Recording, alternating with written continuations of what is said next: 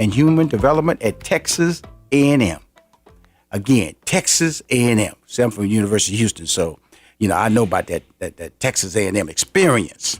The College of Education and Human Development at Texas A&M has a mission of enriching and transforming lives through education and health, and developing leaders and professionals in education, sport, business, healthcare, and related fields and industries. He's on the show today to discuss his new book, Race, Sports, and Education: Improving Opportunities and Outcomes for Black Male College Athletes. Please welcome to Money Making Conversations, Dr. John Singer. Thank you for having me. I really appreciate this opportunity to have this conversation. Well, I'm going to tell you, after reading the book, Dr. Harry Everett's in the book, we were referencing the book I'm saying is the book called Race, Sports, and Education. This book is about black male college athletes, and he suggested that you should include the female experience of the black female college athlete. And your reasoning for just going male was why? Well, I think for me, being that this was my first foray into an authored book, it was personal for me. I mean, as a black male myself who had hoop dreams and aspirations as a little boy growing up in Benton Harbor, Michigan, and as someone who has worked more closely with this particular population into my college years and graduate studies and now as a faculty member, it was just important for me to write about what I knew and what I was most passionate about at this moment in my career. So that's kind of why I went against the sage wisdom and advice of Dr. Edwards, and for this particular project, I had to stick with what was my passion. Well, you know, he is the messiah of this particular field of study. When you think about him at the forefront of politics and black studies, and especially from an athletic standpoint, whenever you look at ESPN, they would always hunt him down. What does Dr. Right. Harry Edwards have to say? What is he speaking about? And when you look at the footage of him from the 60s, he looks the same. He just has gray in his mustache and his goatee, but he's still brilliant. What we're going to get to your book, but a person like that, what impact does he have on a person like you? Yeah, so I remember seeing him like in interview clips when I was an undergrad at Michigan State, and I just found myself fascinated with him. I was like, man, he comes out of that tradition of the civil rights movement, right. Malcolm X's, and the Black Panthers, but he tied his activism to the context of sport, which really kind of got my attention as a young, in my late teens, early 20s, going through undergrad. And right. So it's amazing that, 20 plus years later, not only am I interacting with him, but he's endorsing my book. So he certainly planted a seed in me, I would say, that has started to germinate at this moment in my journey. Now, this book, who are you trying to reach with this book as far as readers are concerned? Right. So there's a couple different audiences.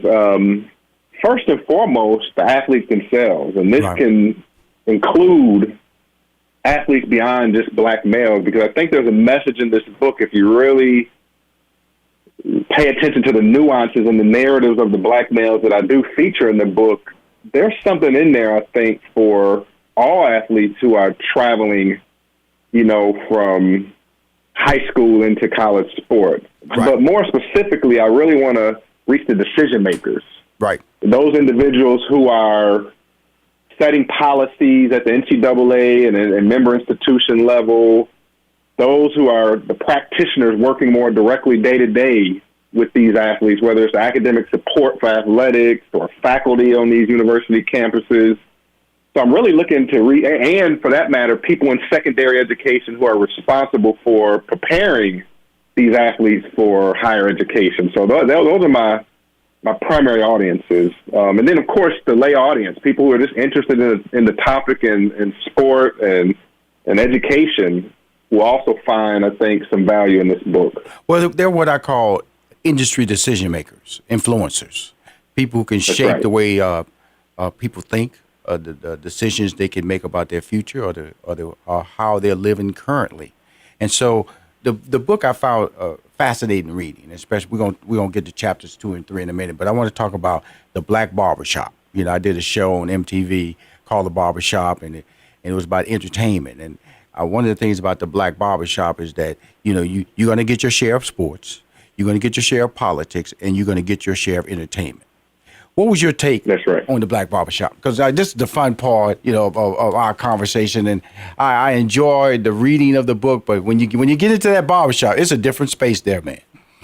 Oh man, you know, and it's my good friend and brother, Rich Milner, actually wrote the series foreword for the book, and he talked about the black barbershop and the beauty shop and how his observations in that space really speak to. I mean, there's a lot of theorizing. I mean, I know we as academics, as scholars, we pride ourselves in, you know, engaging with theory to make sense of the world. But in the black barbershop, that's exactly what you get. It's not in a formal sense, but certainly you have people with keen insights into these issues. So the black barbershop, even my current barber, you know, knows something about sport. Right. You know, and the patrons sitting around waiting for their haircuts, you start talking about sport, boy, you see a different type of excitement and whatnot in that space. So absolutely. And I was glad that Brother Rich, Brother Rich Milner, used that metaphor to introduce my book in his Race and Education series for Harvard Education Press. Well, you know, it's really funny, you know, because the movie that Ice Cube made, and of course Cedric the Entertainer started, the very first barbershop was the closest version. The very first one, all those are good, but the very first one was the closest version of walking into a typical black barbershop. You know, opinionated. You always got somebody who's bigger than life in there, and you always have people who sit around inputting information. You have young generations because women will bring in their young kids, or the fathers are bringing their kids for their first haircuts, and you have older generation people sitting in there. And so it allows you to think about so many different layers of experiences that you can get just by walking in there. And it's all tied to sports. And sports is such it crosses racial lines, but it is racial, you know, whether it's the black quarterback situation or I was watching ESPN last night. They did this special called The Year of the Black Quarterback. You know, when you talk about Russell Wilson, you talk about Patrick Mahomes, you talk about Lamar Jackson, who was unanimous MVP. And he was a guy who was the 5th quarterback drafted in the year he was drafted. And so because people thought he should be actually trying out to be a wide receiver and not be trying out to be a quarterback. And so, you know, these individuals who are changing the game, how does that affect your book? Yeah, it's interesting. One of I believe it was in chapter 2, the case study I did. One of the athletes featured in that case study talked about that. How, you know, even his college coach, you know, they were bringing in a white quarterback and a black quarterback. That was Mark. That was Mark. To funnel that black quarterback with the label of athlete. You know, when clearly from the perspective of this young man that I feature in chapter 2.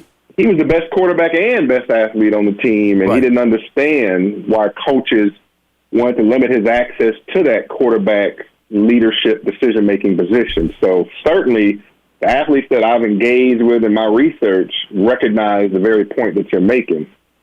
Well, you know, I think that a book like yours has to be written and has to be, you know, we have to have factual information about what is really going on out there.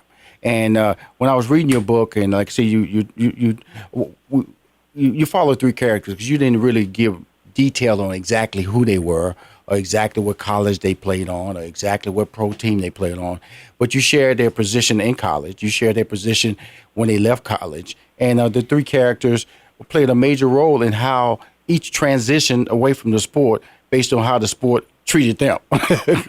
and it's really important that people understand that sports is such a you know, everybody wants to be the next, you know, Russell Wilson, or the next, you know, Jerry Rice, or the next. But then you have this collegiate force, or this college force out there. And you said the HWCU versus the HBCU, because those are 2 options out there. But they're perceived options for success. When I say HWCU, we're talking about historical white colleges and universities, and you have HBCU, historical black colleges and universities. Explain those dynamics for us, my listeners.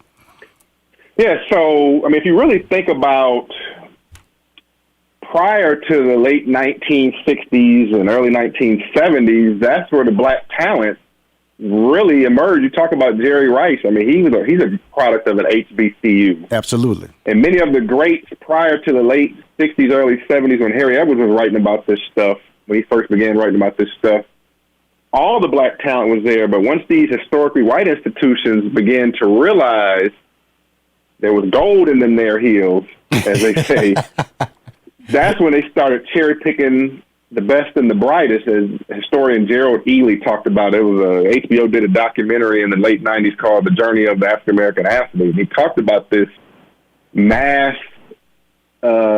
influx of black athletes into these historically white institutions in the early 70s. And the real key moment was in 1973, they talked about in this documentary, when Sam Bam Cunningham. That's right. Came down to Alabama. Yeah, he went down and just ran all over Paul Bear Bryant's all-white Alabama squad. You had the Alabama fans in the stands, as the late, great Eddie Robinson said, talking about get us one. Yeah. Get us one, talking about a black athlete, to dominate. And the next year, Alabama certainly brought in Wilbur Jackson. Absolutely. And then just let everybody know about that game. USC dominant West Coast College, University of Southern California. And Sam Bam Cunningham, when you give him the ball, he'd leap over the line. He wouldn't run through the line. He'd leap over it. And so, so it was like there was nothing we'd ever seen in college football. And to do it against, the vaunted, the legendary, Bear Bryant team was incredible. And also, the Nebraska team led by Johnny Rogers.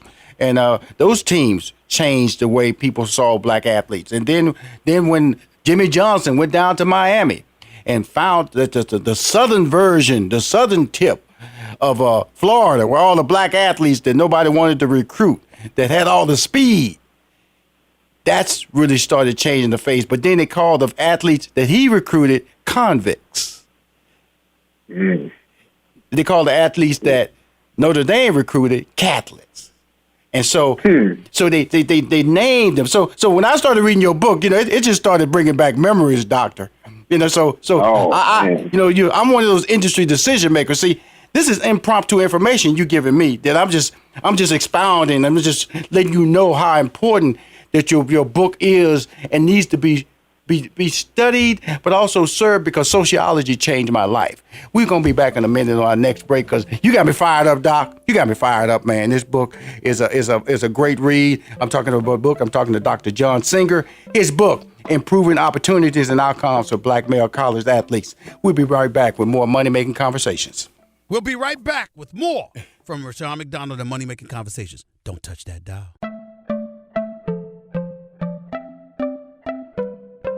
Money Making Conversations continues online at www.moneymakingconversations.com and follow Money Making Conversations on Facebook, Twitter, and Instagram. Ladies and gentlemen, it's time you stop thinking about your dreams and put some plans into action.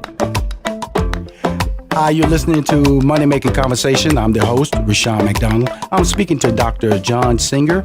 He has a book called Race, Sports, and Education, and Improving Opportunities and Outcomes for Black Male College Athletes.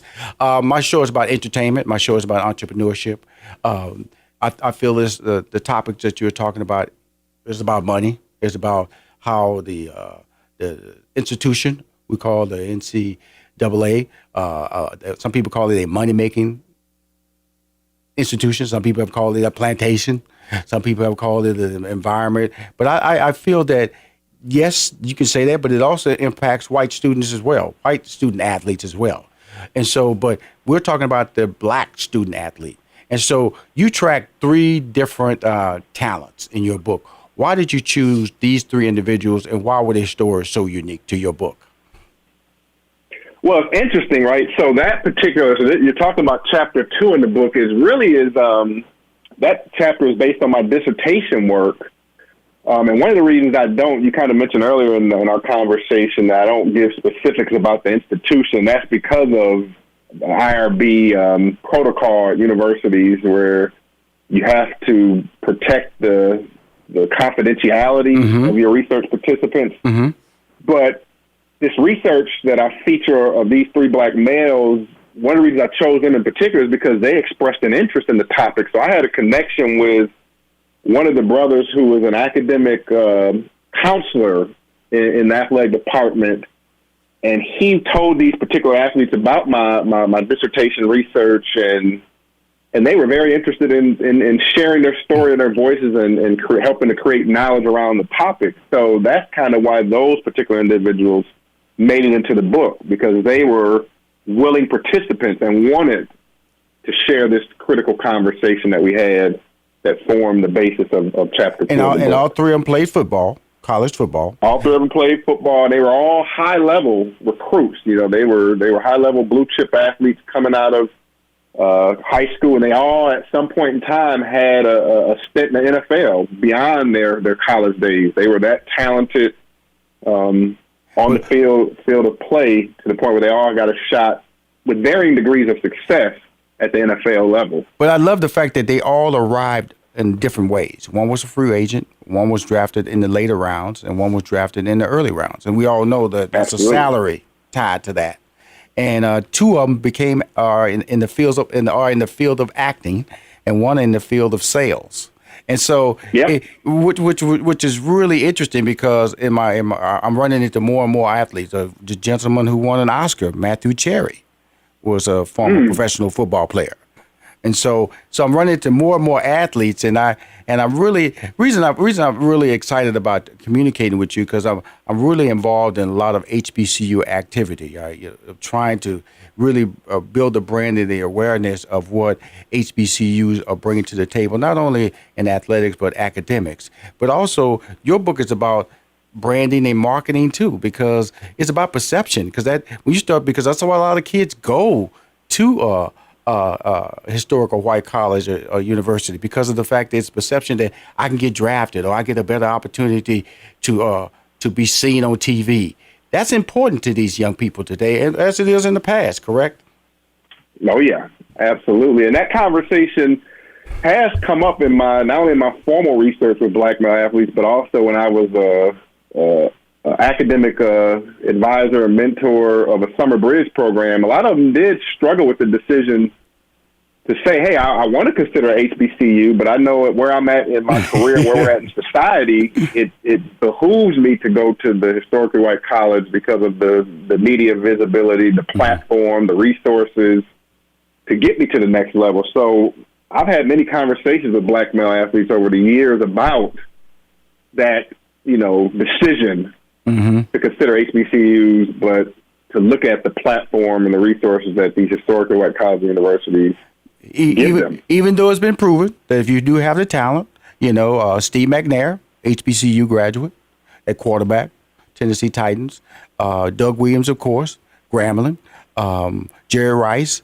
Mississippi, Valley State, I believe, and then also recently the Houston Texans drafted a young man out of, I believe, South Carolina State, offensive tackle from our HBCU school. So, and then also Darius Leonard last year, he was a HBCU grad and made the Pro Bowl.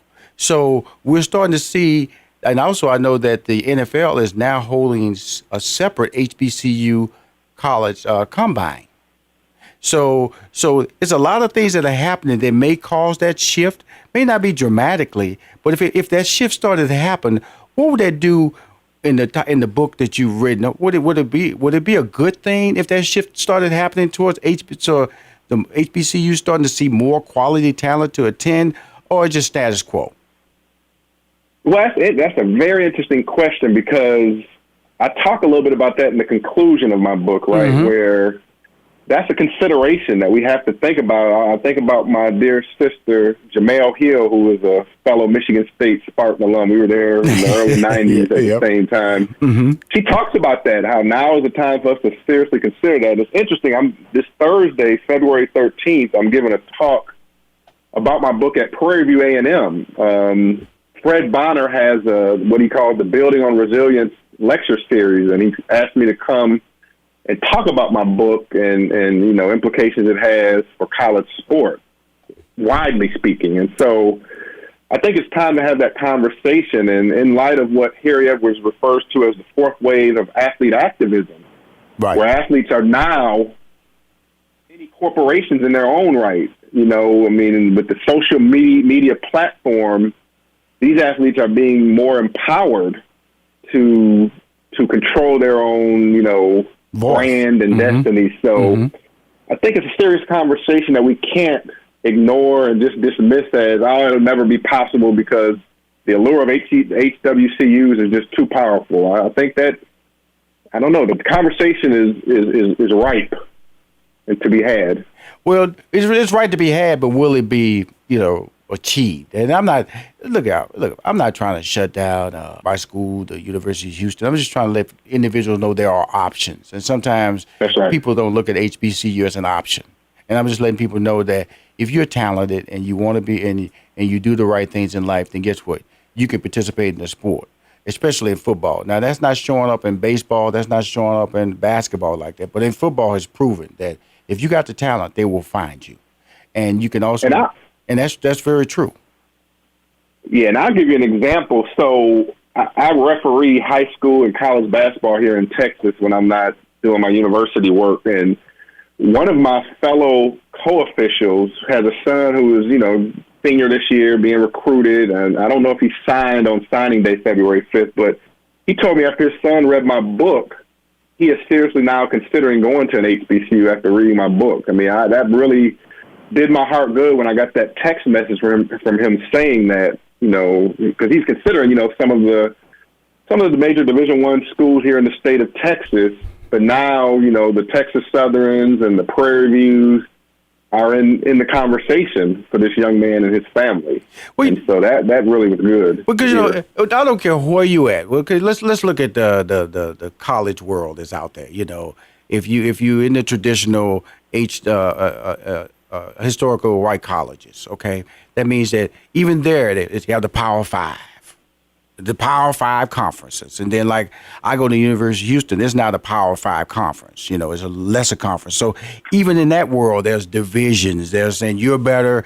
You can hang out down there. You have the Division II, you have the Division I playoff systems. And then you have HBCUs. So no matter where you go, there are going to be opportunities for you, and you could be perceived like, for instance, Ed Oliver.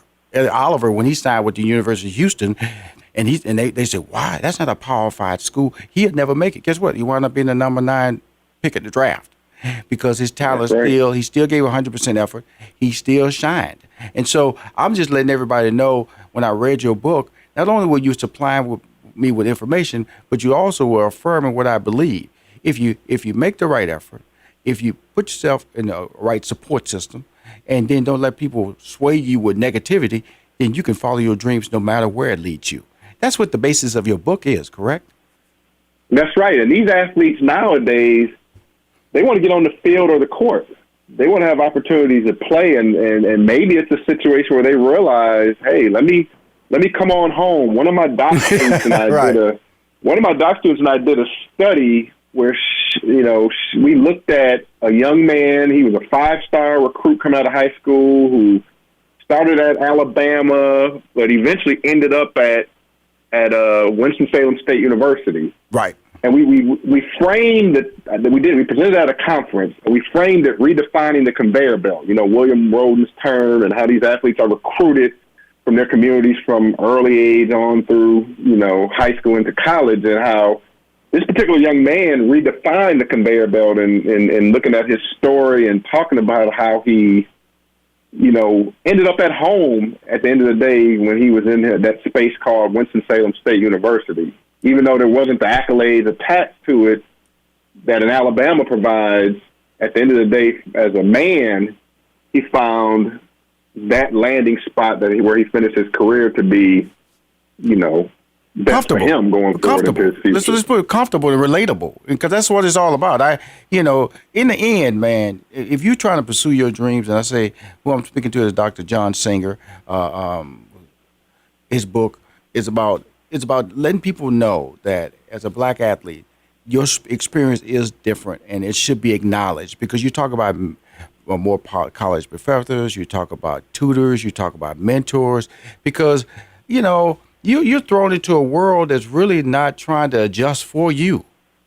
And that's really what can happen to students. And so that's all I'm saying is that sure you can be recruited, sure you can go to the school, but is it accepting who you are as a person, where in a much smaller environment they can allow you to grow as a person? Because that's all you want when you go to college. You want growth. You want an opportunity to walk away and be a successful person in a field that's not athletically driven. And that's what the three people that you chose, and which I liked, because, you know, one, he left, he was a free agent, you know, he had a family, but he still went to LA. And guess what? He's working as a successful actor.